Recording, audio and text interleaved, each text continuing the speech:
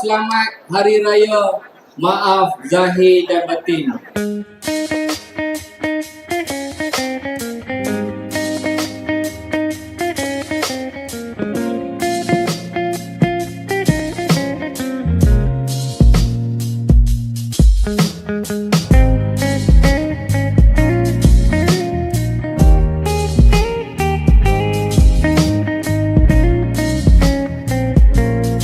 Di mana setiap kali Lebaran kita akan mengadakan majlis rumah terbuka Aidilfitri khusus untuk orang Dong dan juga orang Raub. Jadi tujuannya adalah mengeratkan silaturahim sesama kita dan yang paling penting meraihkan Aidilfitri.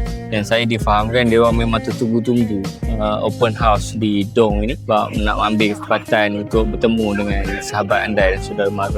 Kita buat kebanyakannya secara gotong royong. Macam masak gulai kawah. Saya difahamkan ada 6 kawah gabung 4 kampung.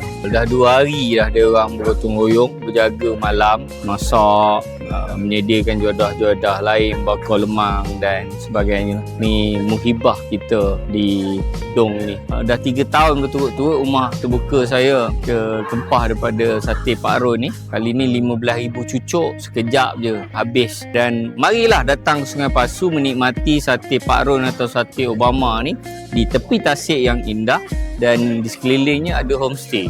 Jadi nak bermalam pun boleh. Kita bawa antaranya adalah sate Pak Harun atau sate Obama tu, dodol, gula kabung, isa daripada Uludong, gulai kawah yang memang sedap, masakan daripada Kuala Gali, special from Kuala Gali. Banyak lagi lah menu-menu lain yang memang kita saja promote sepenuhnya rumah terbuka. Dan kita juga sediakan hadiah sambutan tua dan panggil beberapa artis untuk buat persembahan.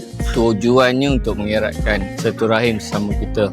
Cuma saya tak sangka ramai betul yang hadir hari ini. Menu sebenarnya dah tambah sekali ganda berbanding dengan tahun lalu. Tapi saya difahamkan macam kambing golek habis awal sikit, walaupun kita dah tambah sekali ganda.